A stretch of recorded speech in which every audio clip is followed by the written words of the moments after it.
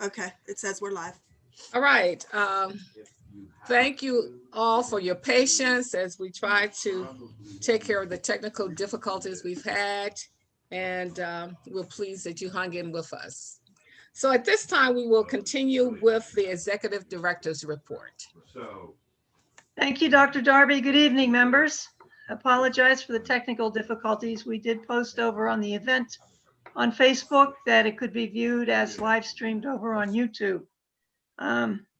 We'll try to figure that out so it doesn't happen again in the future, but I'm glad we were able to get some folks here.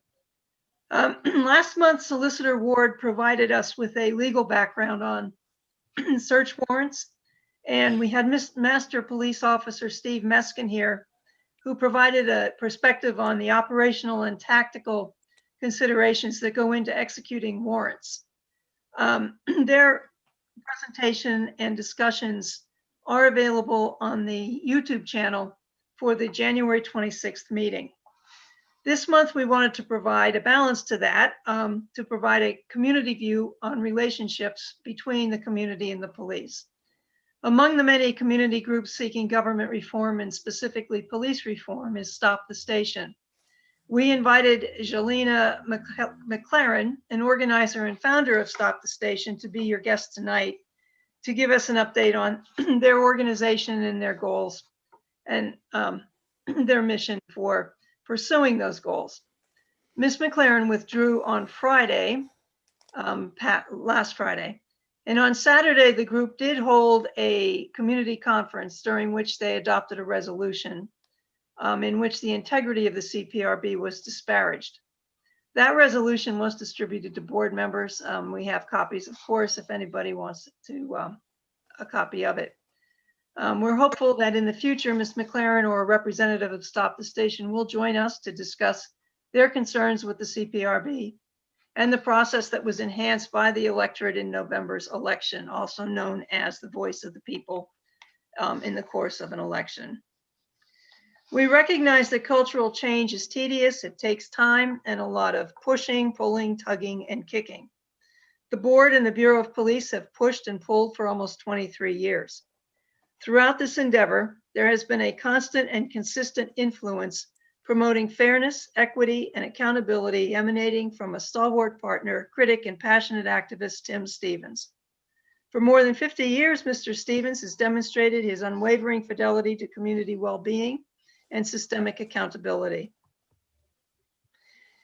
Whether as a president of the Pittsburgh unit of the NAACP, the coordinator of volunteers in a mental health facility, a father, a member of the Mayor's Task Force on Police Reform, the founder of the Black and White Reunion, the founder, president, and CEO of the Black Political Empowerment Project, generating the Corporate Equity and Inclusion Roundtable, and the Coalition Against Violence, Mr. Stevens' servant heart is quite apparent. I welcome him here tonight to provide a perspective on the progress of police reform in the city of Pittsburgh. Tim, thank you for enduring that painful technical glitch that we experienced. It's all yours, love. Thank you. That was tough. That was tough. Thanks, everybody. Good to see Mark Ozark is still on the case. Mark and I go back many years with the Black and White Reunion. He had a commitment to stay on board with the CPRB, and he has met that commitment. I see. When I saw his name, I smiled. So he certainly has been consistent, persistent, and I personally appreciate that.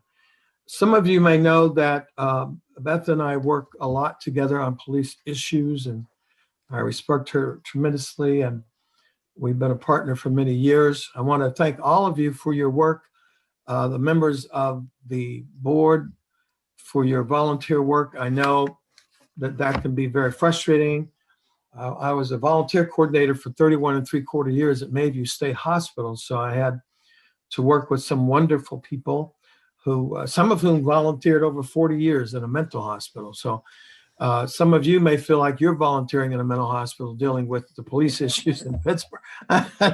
So Dr. Lucas, Darby, and everybody, I salute you and congratulate you and ask you to try and stay the course as much as you can.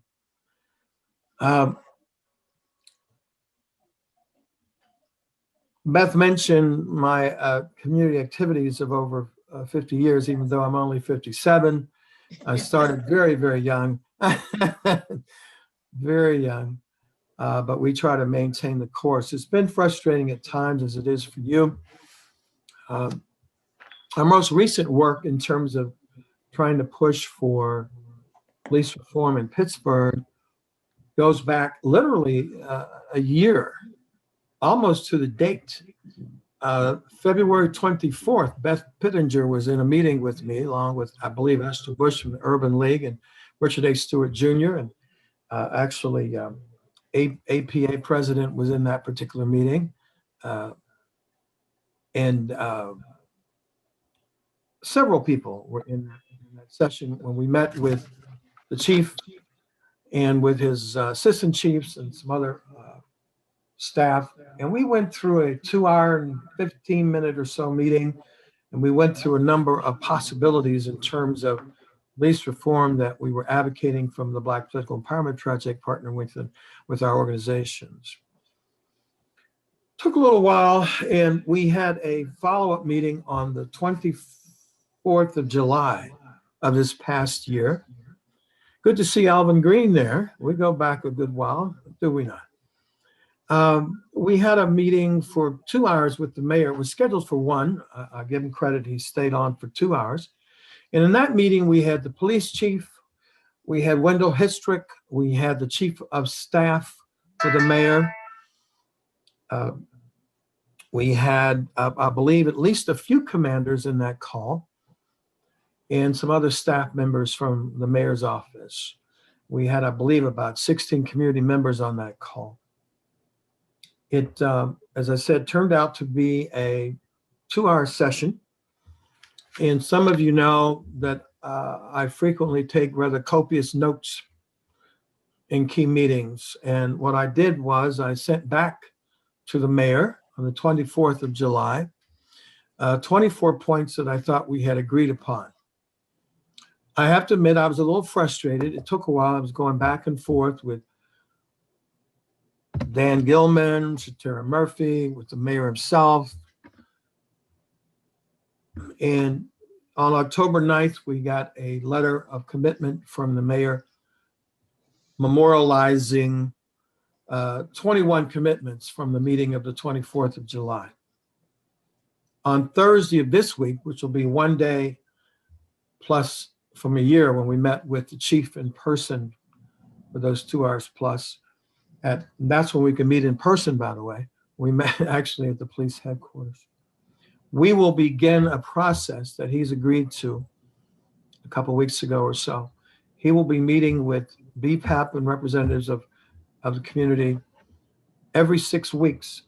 We will be reviewing those 21 points that he is committed to.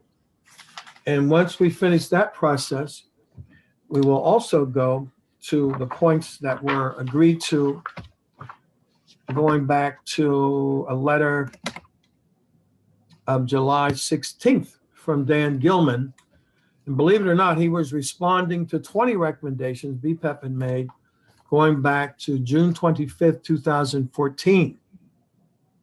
One of my BPEPers, knowing that we were about to meet with the mayor on July 8th, found these 20 recommendations from 2014. So we brought those back and followed up with Mr. Gilman, who responded in detail to those. So on Thursday of this week, we will begin a process of every 6 weeks meeting on a Wednesday, 1 o'clock to 2, and reviewing these plans, commitments, which are now memorialized in writing. So we obviously expect these things to be implemented. This is separate from, some of you know I was on the mayor's task force. And I have to admit, it was more intense than I expected. Ended up being, I believe, 3.5 months. We met every Monday. I only missed one, and that was our fundraiser for BPEP Jazz. I was at every Monday meeting. I was on 3 subcommittees, including one that I chaired, which was recruitment, hiring, training. And I have to admit, at one point, I think I may have mentioned this to Beth, In my living room, I had police papers all over the floor, to the right of me, in front of me, and whatever. It was a lot of work for everybody on the task force, and I'll speak for myself. It was much more in depth than I even anticipated. Regardless of what whoever may think, I think we had a dedicated group, and we talked about, just in case you don't know, eliminating racial disparities, officer wellness, reimagining police, recruitment, training, education, and hiring, relations with police, fraternal order police. Unfortunately, we did, as some of you have experienced maybe over the years, we did not get someone from the fraternal order of police to meet with that subcommittee, although subcommittee did its own independent work. The issue of transparency and accountability, the use of force with the Pittsburgh Bureau, and the use of tear gas, rubber bullets, flashbangs, and other less lethal methods. This is a 47-page document, which, as I said, took 3.5 months to produce. I was not on a call, observing a webinar this afternoon, which Brandy Fisher was on, and who was with us again on February 24th from the Alliance for Police Accountability, that particular meeting. Tiffany Klein, Costa, and some other people were on a forum today from 12:30 to 2. And the whole issue of policing is a big deal. It remains a big deal. In my entire 50 plus years of activism, as Bill Robinson told me one day in a meeting, just the two of us many years ago, he said he was a councilman, a city councilman, a state legislator, and a county councilman. And he said in all of his years of community work and as a politician, the issue that seems to affect Black people the most consistently is the issue of police conduct or misconduct, police brutality, and the whole interaction between the community and the police. So this is a big deal that continues to haunt us all. But obviously, everybody on this call is committed to seeing progress, and we are certainly committed to do that. Some of the things that we talked about in our recommendation, I think you all got our package. Is that correct, Beth? So, okay. So we talked about a number of things, a lot of with regard to how we hire people in the future, how we get more community people involved in recommending people from the community who may be really great ambassadors for the police, how we deal with ongoing training, not only implicit bias training once, but how do we reinforce that regularly? One of the things we talked about in a meeting 2 years ago in November, 2.5 years ago now, in a meeting with the chief from Wendell Histrick, and all to my right, I remember where people sit in meetings, was the chief of the superintendent of police for the county. And one of the things we talked about was the need for consistent training. So it could even involve, when you come on the force in the morning or in the afternoon or the evening, there are, what are those boards called, Beth, where there's information shared? So you can reinforce the document that we created out of the death of Johnny Gamage when I was president of the NACP, working with my friend Vic Volchek. It took us several community meetings to create that document. Since then, it's been revised several times. And Beth has been my true partner on the recent changes in the last few years. And going back to Cameron McClay, and then with Chief Schubert, the meeting of November 2.5 years ago, he actually not only committed to reactivate the use of that document, but to expand it. And it was his recommendation that we add more street contact to that document. It used to be a 6-panel document. Now it's an 8-panel document. And the commitment that we got that day in the November meeting 2.5 years ago, which according to Austin Davis, who's now a state legislator, when we met in Harrisburg some time ago, when we were there for background checks on guns and so forth, he said, I don't know if there's a police force in the state that took that commitment that they made that day to us. That was that every police officer in Pittsburgh would be required to review the police brochure, sign off that they read it. And then the Pittsburgh Bureau of Police created the quiz that they've given to every police officer. One of the things that we're doing in our meetings in making sure all the commitments that have been made to us continue. In the letter from the mayor on October 9th, he recommitted to that. One of the things we had recommended going back to February 24th was the use of historically black colleges and universities to share what we're doing in Pittsburgh. And if there are those who wish to become police officers and move up into the ranks, that would be one method that they would obviously attempt to use. Community engagement across the board would be a big deal. One of the things I was glad to see that the chief has agreed to do, not only agreed to do, has begun to do over a period of months, is going to all of the communities in the city of Pittsburgh and visit them and talk to people on the streets. And because one of the things that we pushed in our meetings with the chief and his staff is getting more engagement between the citizens so that we don't have such a distance between the community and police, and particularly our black youth and the police. And the training be ongoing. One of the things we talked about, I'm sure many of you remember a few years ago when they had civilians on the oral panels. Anybody remember that? It was very short-lived, but we brought that back to the table. And the chief and Wendell Histrick and the mayor have agreed that that's something to look into, and they're open to that possibility of restoring citizens on the oral panel. I think it would be a big deal because I think that into itself will increase some confidence on the part of the public on the oral panels that help determine who becomes police officers and other things that we advocated some time ago to make sure those panels, as they are with staff, that there's always at least an African-American on those oral panels. Because some of you may know historically, when we had all white panels and frequently all white male panels back in the day, that some of those all white panels did not have an interest in hiring African-Americans, Hispanics, or women. So that's a big deal that has begun to change and something that we are pushing that be consistent and we never get away from. One of the things we talked about was how do we expand getting more black people on the force? And we had a discussion about we had a creative idea that the mayor's willing to look into.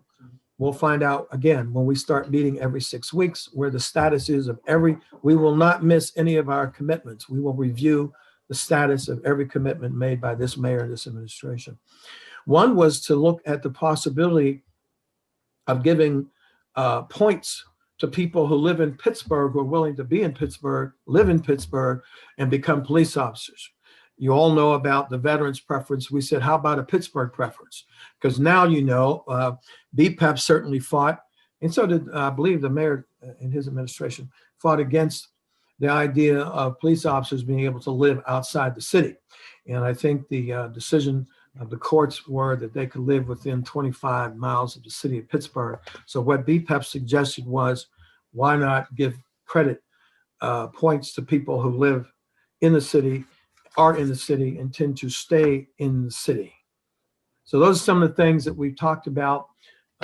We have this other piece that, as I said, goes back to 2014 that we brought back, some of which they've begun to work on.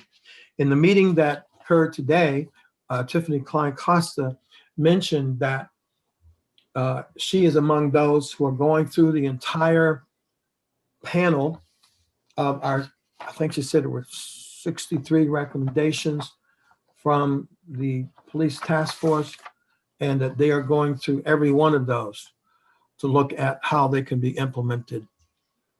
So that's kind of where we are.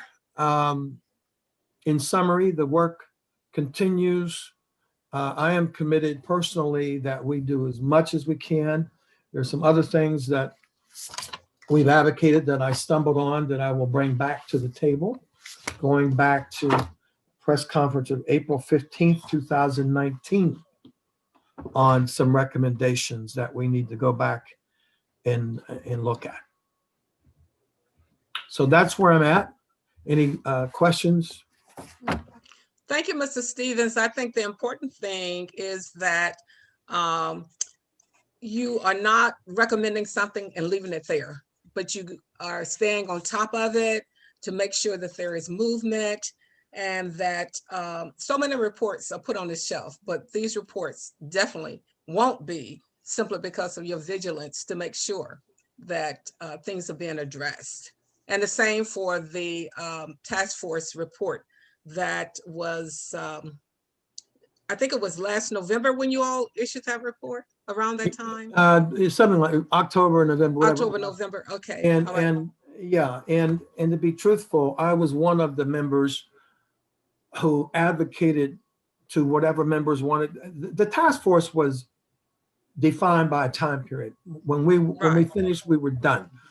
But I advocated, if there were those who were willing to stay the course and come back and try to meet with the mayor and his staff, at least some of us, because we wanted to make sure that that task force report, Dr. Darby, was not sitting on a desk gathering dust.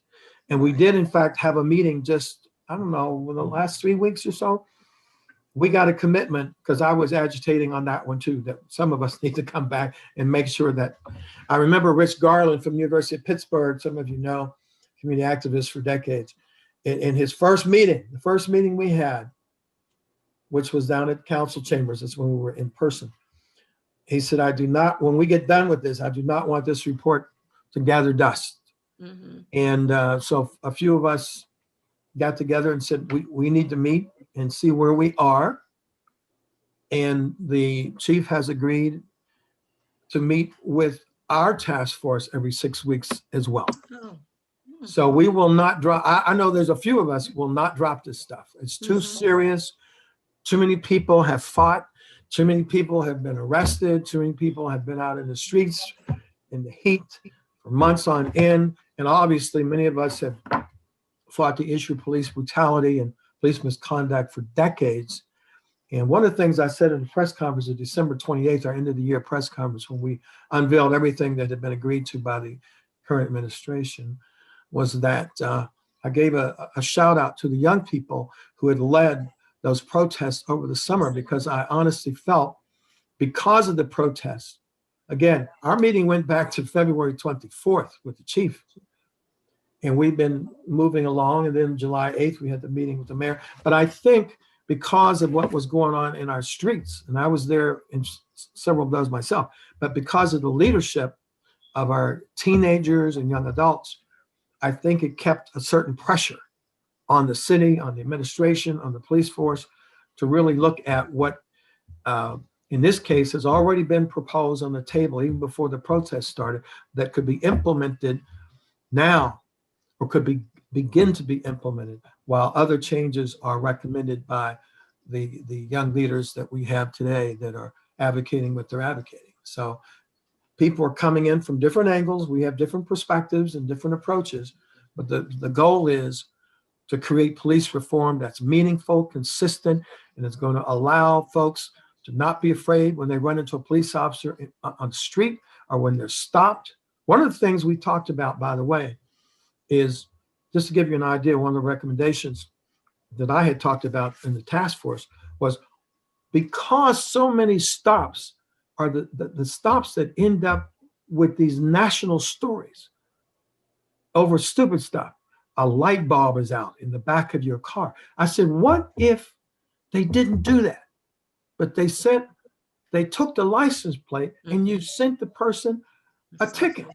Yeah. You didn't talk to them. You didn't get out of your car. They didn't get out of theirs. You didn't stop. They didn't reach in the car to get the license, get shot because the officer thought they were reaching for a gun. You eliminate all that. Those are one of our recommendations. It just seems to make sense, that I'm hoping that the city administration will adopt, because I think it makes a hell of a lot of sense. Okay, we have a question in the chat. Where can the public get a copy of the 47-page report? On the City of Pittsburgh website. Okay, and also for you, Mr. Stevens, how would you recommend the public who is interested get involved in reform? That's a good question. One of the things I recommend to people is do what Mark Ozark has done for years. Get involved in something and stay the course. We are open. BPEP meets every second Thursday for a couple hours. We never miss. unless we're having a forum on the same night, which hardly ever happens, but we meet every second Thursday. Our coalition meets every third Tuesday at noon. And then we have folks meeting in between, as we are Thursday. Some of us are meeting, as I said, with the chief and folks from Esther Bush from the Urban League, Rich Stewart from NACP. Beth will be with us and some other folks on Thursday afternoon. So if somebody wants to get involved with us, any of the work that we do, the Corporate Equity Inclusion Roundtable, trying to deal with the equity of Black people in terms of employment from the entry level to the C-suite, support for Black entrepreneurs. We just got a commitment the other day from the Penguins to accept our corporate equity initiative. We got the word just a couple of days from the YWCA of Greater Pittsburgh accepting it. I got a word today from the president of the Bar Association who's going to take our document and meet with her staff. So we have things going on. So this is the phone number, 412-212-8775,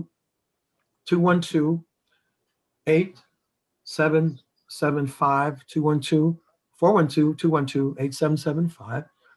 And then our generic email is bpep, B without the hyphen, bpep.pittsburgh@gmail.com. B is in boy, PEP is in Paul, Paul, .pittsburgh@gmail.com. And we're always looking for new people.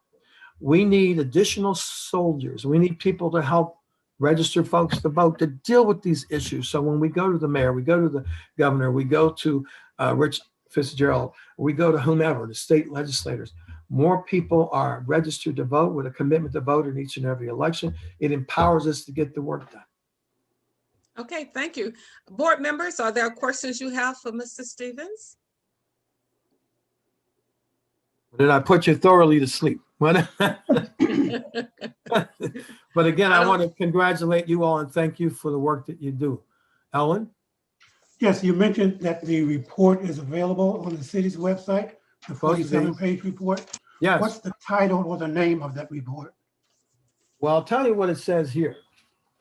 It may be different. It says Pittsburgh Community Task Force for Police Reform. Pittsburgh Community Task Force for Police Reform, October 2020. Thank you. Thank you. Also, we have a website for BPEP. We put a lot of stuff up. And the news packet that you all got on the commitments we got from the city of Pittsburgh, this is a multi-page piece of information, should be up on our website, bpep.net. b-pep.net, b-pep, paul.net. That should access you to all the different things that we're doing. And Mr. Waters just put the link up for the report in the chat. Excellent. Thank you. What do we do before chat? Okay, anyone else? Thank you all. Good to see everybody. Stay the course. Mary Jo, oh, we go back a long time. How long you been on this thing? Well, I was on then off, so a total of about 10 years or 12 years. I would think so. Good for you. Good for you. I see Mr. Sheldon there is still on the case. Very good. Good to see everybody. And we have a wonderful board now. We've been blessed. There was only one hiccup in our political life, and that was back in 2010 and 2011. But as usual, the course corrected itself, and we're back to having a wonderful board. Collected individual members, just been a terrific board. I like Mr. Waters' glasses there, I have to say. Very impressive. You look like Elton John. The Elton John is Citizen Police Review Board. Thanks for having me there. Thank you. I can Thank hang you, on and Tim. listen if you're going, in case you're going into private stuff, I will jump off. If you're not, I can hang and listen. That's public. No, it's public. Yeah. Going into, Okay. Beth, you want to continue? Yes, thank you. Thank you, Tim. absolutely. The Densus project is underway. I believe it was February 5th that the contract was signed, or at least that I signed it. I think that's also Madam Chair's birthday. Yep. So that was kind of poignant, but it was a Friday, it was signed, and they have all the stuff. They have received what we have, documents, video evidence. So they're at it. They're doing their job. Hopefully we'll have at least a preliminary report for the board at the March 23rd meeting. Beth, is that the event of June 1st? Yes, that is an after action review of the community police interactions from Memorial Weekend, May 30th through June 1st, which included the incident in East Liberty, June 1st, the use of less lethal tactics and weapons, etc. Yeah, the whole thing. The Copies Bar, I am disappointed to say, has not been prepared for you. We're still waiting for our special prosecutor's report. You know, this time of pandemic, et cetera, there are unforeseen circumstances, and that has interrupted, once again, our ability to get this Copies Bar report done. Hopefully by March, we will have it for you. I think it was Stephanie, am I correct? We expect it this week by midweek. It was a week, we did originally expect it by February 8th, but Jeff informed us that something had come up and they weren't able to get it completed. So hopefully by this week, we will receive it and then we'll process it, prepare it for your review and get it to you for the March 23rd meeting, at which point you can adopt it or not. The performance audit with the city controller's office, we're at round 4 or 5 now of questions. We're looking forward to them preparing and giving us an opportunity to look at a preliminary report over the next few weeks. Stephanie, they came in when, in the summer? I'm thinking midsummer, thereabouts. Yes. So we've been busy with collecting information, preparing data, and that sort of thing for the audit team. On April the 4th, listen to that, March, April, this is still February, my apologies. February the 4th, there was a panel discussion on policing with dichotomous worlds, Black law enforcement and Black Lives Matter. It was a discussion among members of the National Organization of Black Law Enforcement Executives. It was sponsored by California University. It was very interesting discussion about what law enforcement professionals have seen change in the last few years in terms of the cultural ambitions and goals and dissatisfaction and how they've had to police through all of that. That was followed the same day with a panel that was sponsored at the University of Pittsburgh that was entitled Policing in Pittsburgh, Where We Are Now. That panel consisted of Chief Loftus, who's the Chief of University Police, his Deputy Chief Heather Lamb, Commander Eric Holmes of the city, David Harris, and myself. That was a good discussion too. Too short though. That was only an hour long. And that, as I think you got from Tim's presentation, there's so much to talk about. To try to take it into a small discussion, limited in time, is very, very difficult to do. But both were very interesting panels. Last meeting, Mr. Waters had asked about professional police training. How did they learn to be professionals? And Mr. Elwood, Investigator Elwood, compiled a lot of material for Mr. Waters. It was distributed to all board members. And if you would like additional information, we'll be happy to put it together for you. I just wanted to acknowledge Mr. Elwood for putting that together. It was well done. And as you can see, I mean, you're talking over 900 hours of training, not all of which is tactical, but where bias policing and some of the more contemporary subject matter is being built into the curriculum now too.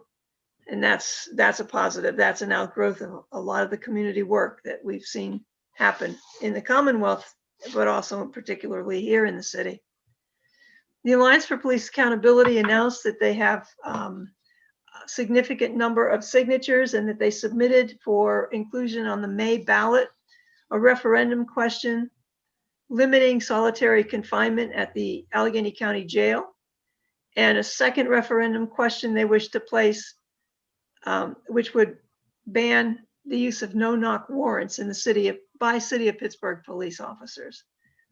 They apparently have collected sufficient number of signatures to place that. So we'll see. Both questions may be appearing in May or April or whenever the primary is. It's worth noting that, as Mr. Ward explained and MPO Meskin explained last month, Pennsylvania is a knock and announce state. There are, I think, 4 exceptions to a no announce entry, breach into someone's residence to serve a warrant. They are they're tailored exceptions. They're kind of exigent circumstance exceptions. But generally the rule is that you are not permitted to do a no-knock warrant in Pennsylvania. That is in, I believe, Mr. Ward, it's the criminal procedures. That's correct. And so for City Council now considering a legislation that would ban no-knock warrants in the city of Pittsburgh, the Alliance for Police Accountability is planning to also put it on the ballot, which would amend our home rule charter preventing and banning the use of no-knock warrants in the city of Pittsburgh. That's good. I think it's again another example of how the community can get together and make something happen. And we'll see where it goes. I guess this is a little bit about maybe a little personal editorializing, and if you want me to stop, I will, but it's already banned. And when we use our energy towards doing things that are already, we've achieved the outcome, it's already there. That can be very frustrating to the process, to the community, the non-activist community. It's already there, it's already banned. We don't need another law. We don't need a charter provision. I mean, it's a good thing that it's a positive, it's a constructive, it's an accomplishment. There's a lot of good in what it represents, but the subject, the purpose, it's already banned. I just had to say that. So we'll see. Also, Mr. Ward, I think you addressed in January the change in the motor vehicle stops and the warrantless search of vehicles that changed in December with the Supreme Court, that they can no longer do a warrantless search. Did you address that then? I don't recall doing that at the January meeting. Okay, I wanted to bring it up for everybody, just general knowledge, and for anybody who may be watching this, if they've had an experience that they might want to bring to the board. In December, the Pennsylvania Supreme Court changed the standard for warrantless vehicle searches in Pennsylvania. Up until then, they were pretty much allowed to do a warrantless search and seizure.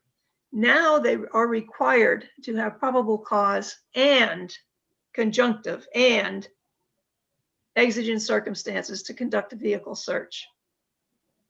So when we get those complaints about motor vehicle stops, and Tim, we may have to revise our "you and the police" message. They can't just, pull you out and do a vehicle search unless they have probable cause and exigent circumstances. That is much more restrictive than is the federal standard right now. So the community, needs to know that, and we need to know that as we're looking at complaints. But that's a significant change, and that's consistent with Pennsylvania's tendency to be very protective of the individual's right to privacy. Ms. Pittinger, until you have that in writing, can we put it up on our website, Sure, those changes, so that people will know? sure. So we can put it in the document. Sure, happy to. And speaking of the website, we have migrated over to a new provider, a new internet hosting service, a new server, which is much faster. It's mobile friendly. And now we just have to dig into the substance, to the content of the website and rebuild that. Maybe change it up a little bit. But that we did mention to you in the fall that we were going to undergo that. And so we've made that big change. We've moved. Now we just have to dress it all up. Okay. I believe that's all I have for you members. Unless there's questions, I will thank you for your attention. All right, questions or comments? Mr. Waters. Could you say something about the progress at working with City Council on any changed legislation necessary to implement the voter referendum from November? Yeah, my impression is that since they adopted it, there are not, the changes I did send around, Mr. Waters, like the change to the Human Relations Commission, those subtle things, I did send them over there to council. We have not had any movement on them. My impression, though, is that they adopted, and it is in the city code as adopted, as was amending the charter, so that we don't necessarily need any, discrete legislation to enable it. Okay, thank you. Other than those detail things like that I mentioned to you, that I sent out to you folks about the like the Human Relations Commission, that if we send somebody over there, that they're not going to be held responsible, nor are we, if we've made a referral for a potential civil rights violation. Because right now they could be held responsible if it was a false report or that was unsubstantiated. Those kinds of details, they should still be done. I did send the recommendations over, but we've not had any movement. Okay, any other questions or comments? Okay, thank you, Ms. Pittinger, and thank you. Oh, did I hear someone? Dr. Lucas Mr. Darby. Stevens? Yes. Just a quick comment that I think you all will be interested in.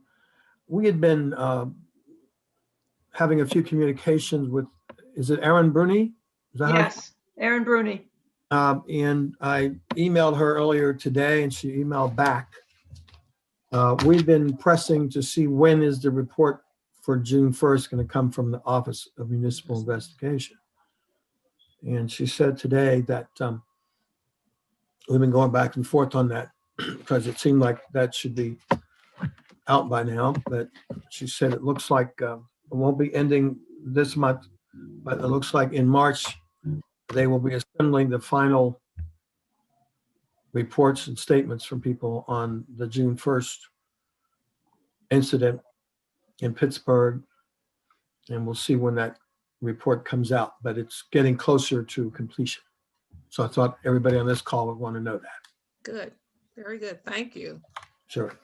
Okay. And that will be done separate and That's correct. without any connection to our review. Right, Mhm, mhm, right. mhm. Got that. Okay. Thank you again, Mr. Stevens, for sharing with us this evening. Well, I'm glad I could be here. Okay, we will move on to the review of recommendations from the investigators. And I would like to take each category as a whole. However, if you have questions, please let me know. We have no public hearings scheduled. We have 2 full investigations, case number 01921 and case 01221. May I have a motion to accept those 2 cases for full investigation? Mr. Thomas and Dr. Gershio second. It has been moved and properly seconded. All in favor, aye. Aye. Opposed? The ayes have it. The motion carries. Excuse me, Madam Chair, would you like the agenda to be put up on the screen for anybody who doesn't have a copy? Yes, that's fine. That's fine. Okay.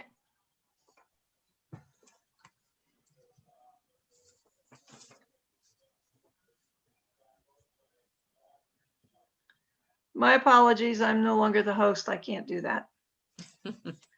Stephanie, can you do that?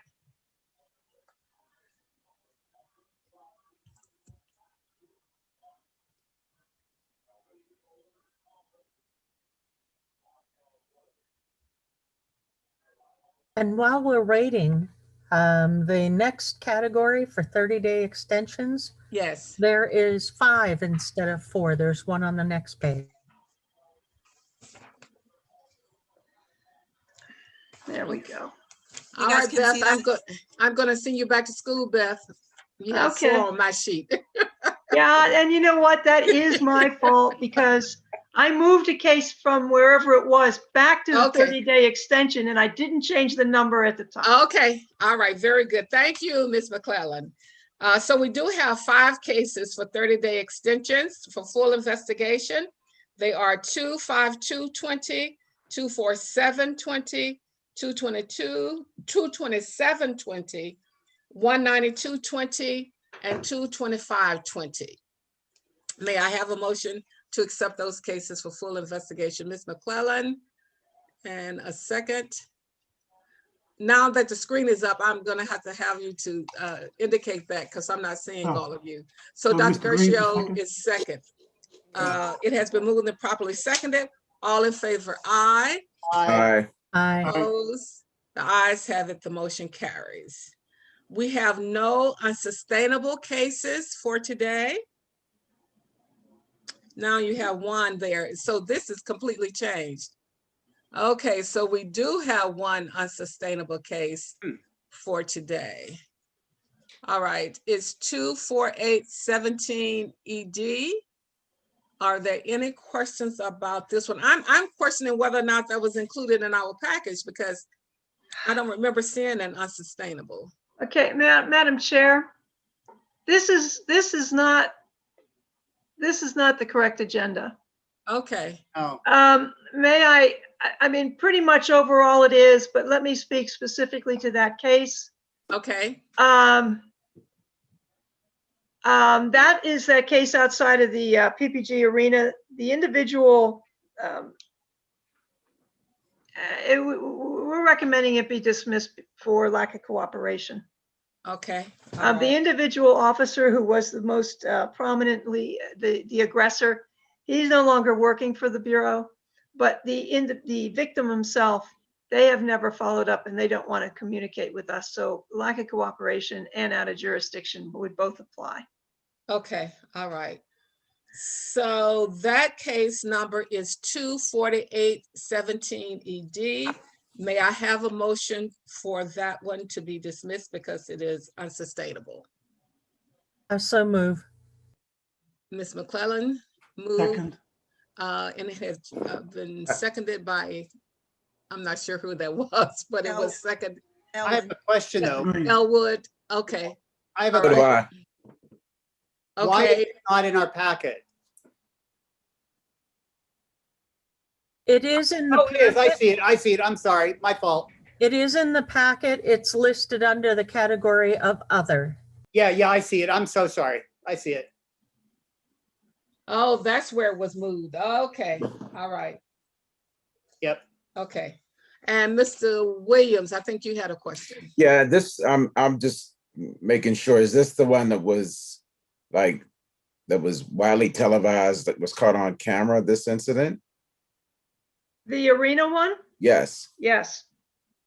So only my concern to this, not to, I want to, I understand why it's unsustainable when you don't have cooperation, but I don't know how to go about it. It's just that, not that there would be some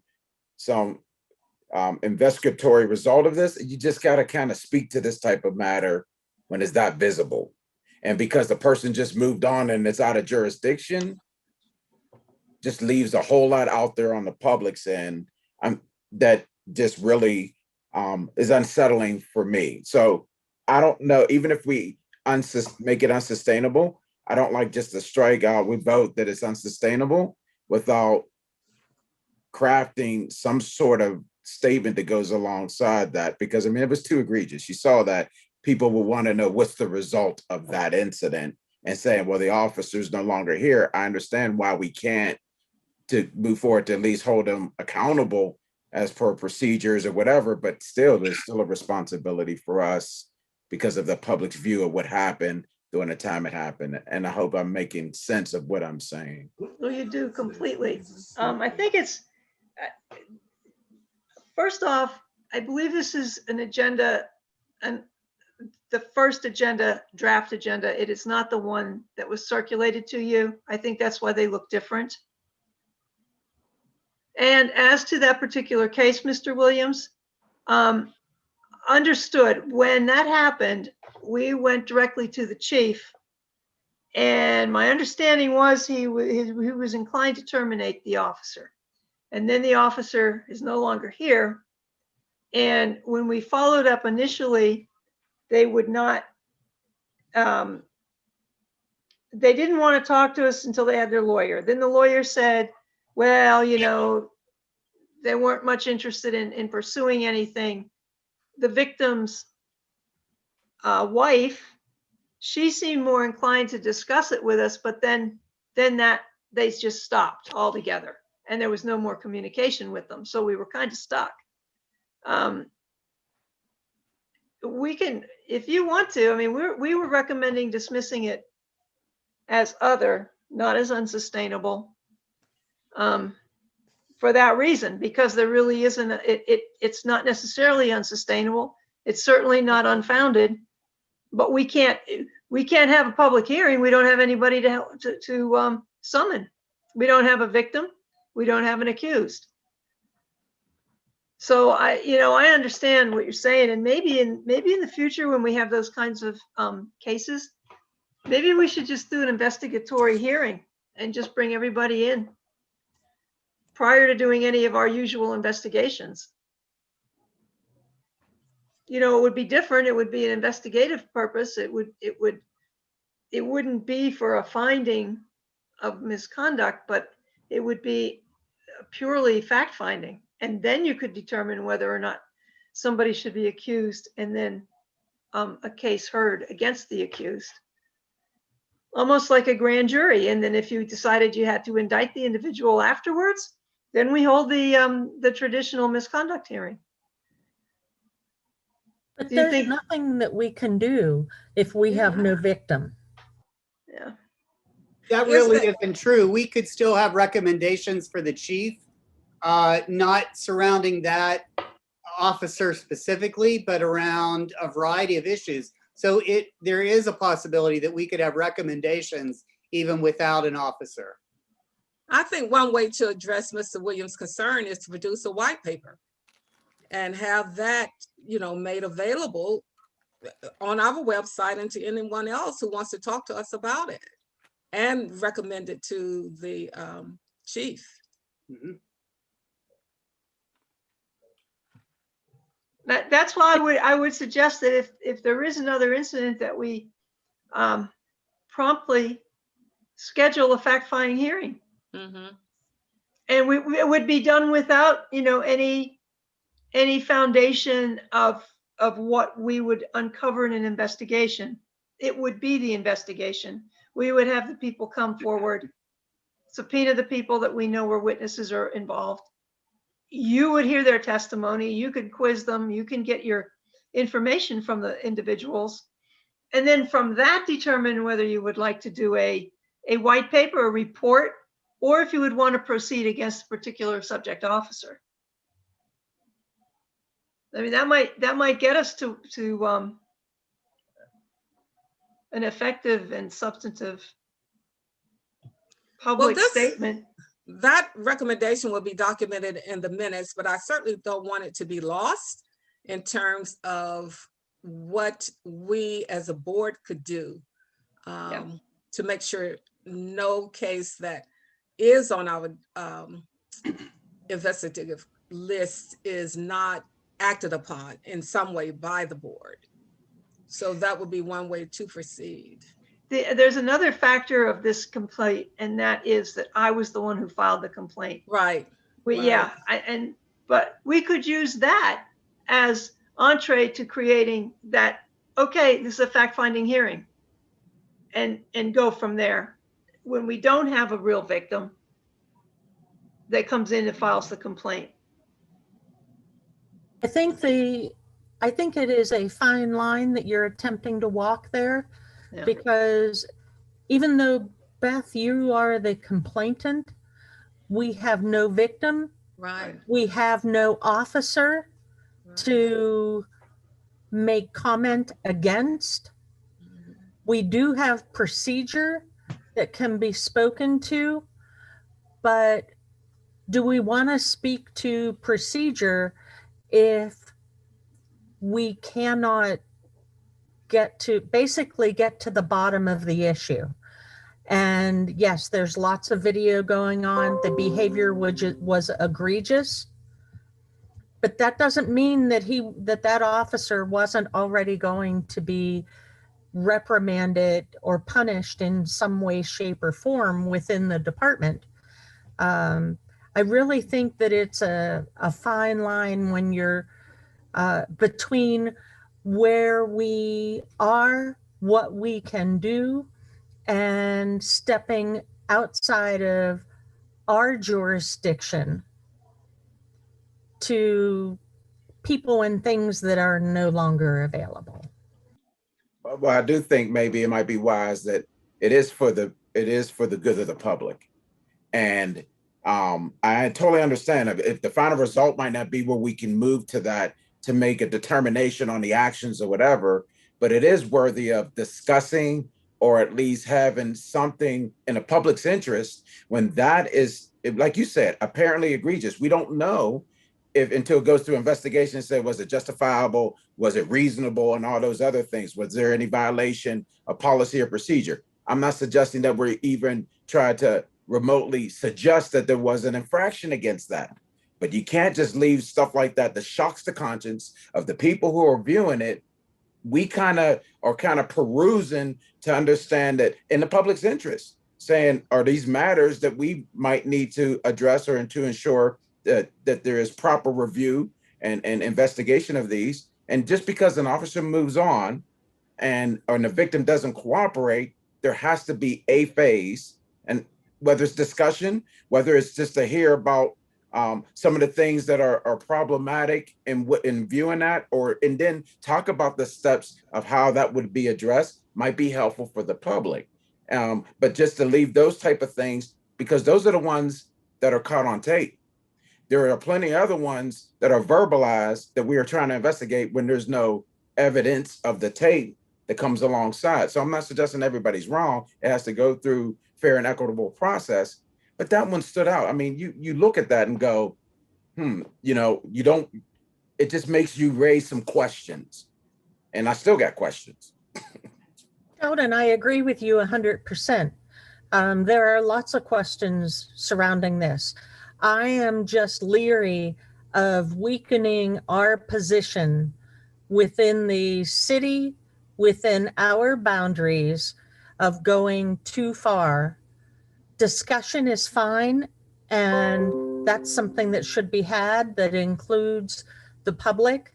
But as far as recommendations for something that can no longer be substantiated one way or another, I'm afraid that it would weaken our stance. I'm in agreement with recommendations, and that wasn't my suggestion. But I don't think we got to be tight-lipped about and feel like we can't have some process. So I don't want to belabor it. I just know that incidents like that, you talk about losing, and what we may lose, we lose confidence also from people, from the public, when they feel like we're not handling or addressing. We lose some of that. There's that sentiment as well. So it's just difficult. I'm not trying to make that a case, an example. But when those incidents come up, there has to be some response that at least, when I mean response, is like to talk about why these things and how we would go about to ensure that those things are investigated. Talk about why these difficulties or why we couldn't move forward to some recommendation. That's fine. But I don't think we have to be silent on issues like that and just it be an administrative item on our paperwork to just move it along. That's where my pressure is that it begs for something a little more. I appreciate the discussion tonight, and I want us to continue it because I think this is a critical point. And some of what I've been hearing in the last few days about the board, I don't like it. And this is an opportunity for us to certainly be more upfront in the public's eye. So let's talk about this some more. And it may be, I know we can have an executive session, correct, Beth? We can have a meeting as such under the Sunshine Act. Yeah, I think Mr. Ward would speak more competently on that. Yeah. So, Mr. Ward, what You would can be meet, your but you can't vote on matters that should be voted on in public. public? Okay. Maybe in the next few days, Mr. Ward, you can give us some guidance on how best to deal with this issue, but I don't want us to leave it hanging, but come to some resolution about what may be in the best interest of the board. I'll be glad to do that. There is a pending motion that's been made. I don't know if it's been seconded. I don't know if you wish to withdraw the motion or to proceed. For the unsustainable, Correct. we can vote it up or down. So may I have a vote on the motion to have case 24817 ED unsustainable? All in favor, aye. Opposed? Aye. Aye. Do we have a majority since I can't see it in one? Mine was a nay. Okay. I don't believe we got a second, did we? Yeah, we did. We did. We had the second. Okay, the motion fails. Madam Chair, may I ask a question? The agenda that you have, does it list 248 as unsustainable? No.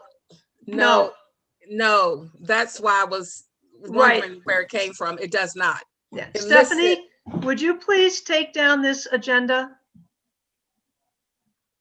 Appreciate Okay, it. so Yeah. now, if we go back to the agenda we have, I think we need a motion to remove the vote that we just took from the, what is the correct term for that? That vote will not be accepted, and we will vote on that case under the category that we have it on our agenda. Well, the motion failed, so we could just move on. We don't need to do anything with it. We could just We move don't, on. okay, all right, so that motion failed. Okay, we're gonna move to unfounded, and we have 5 cases for unfounded. That's 00221, 21420, 20420, 00320, and 10219. May I have a motion to accept those cases as being dismissed because they are unfounded?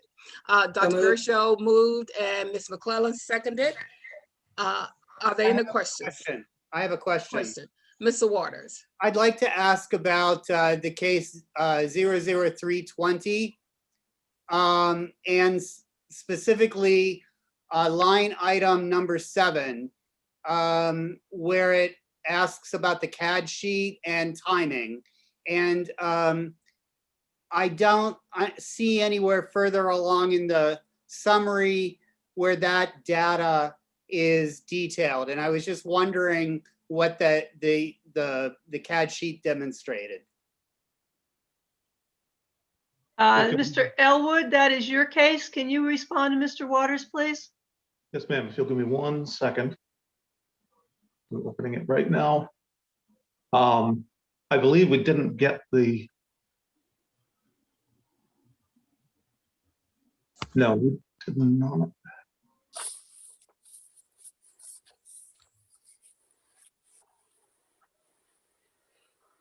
All right. I'm on page 2, line 7. Yes, sir. I'm looking for the actual CAD sheet so that I can come to you Thank you. directly on that. What I'm thinking is that after speaking with the medical examiner, there wasn't a need for the CAD, Okay, and so I didn't pursue that. okay, thank you. Any other questions about the cases in the unfounded category? We had the motion and it was seconded. All in favor? Aye. Aye. Opposed? The ayes have it, the motion carries. So we'll go back to the original agenda, and we have one case on the other. It's 24817 ED. And it's other because there's a lack of cooperation from the victim, and we also heard other details associated with this case. May I have a motion to accept case 24817 as being dismissed because of a lack of cooperation from the victim? So moved. Sister Patrice moves second. I'll second. Ms. Williams seconded. Any questions? All in favor, aye. Aye. Aye. Opposed? Nay. One, is it one or two? I saw another hand. I'm not, okay, one opposed. The motion carries. The last category is suspensions. We have 3 for suspensions. 11920, 19020.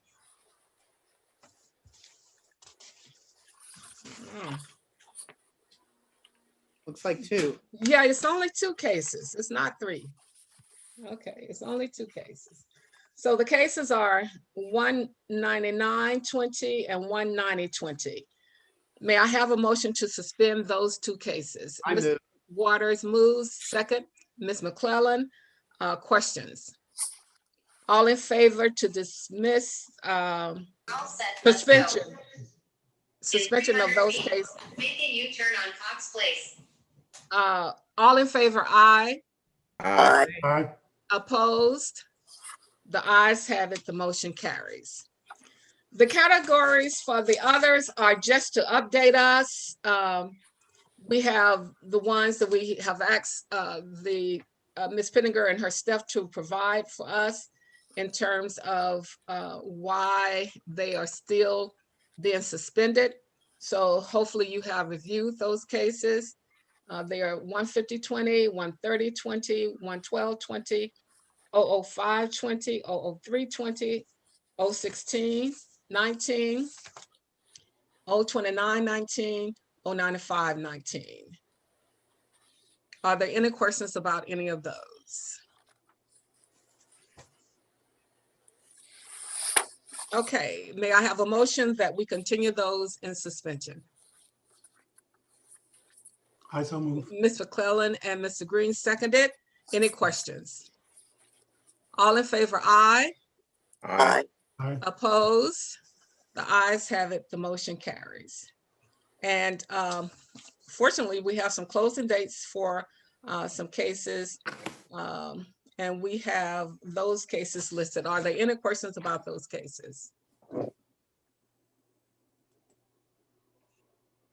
Okay, that includes the cases we have for investigation.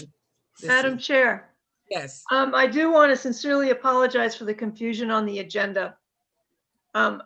Those cases that weren't adding up in your subcategories is because I moved a case around and I neglected to change the top number there, like the Okay, 3 sure. to a 2, which is what happened with the suspensions. I moved one out of suspension and then it was 2, but I didn't change the 3 to a 2. right, But sure. along those lines with the case agenda, if you noticed, in response to some of you folks, commenting on the rationale, I've changed it up a bit and I gave a little bit more of a narrative to the rationale as to why the recommendation was as it was.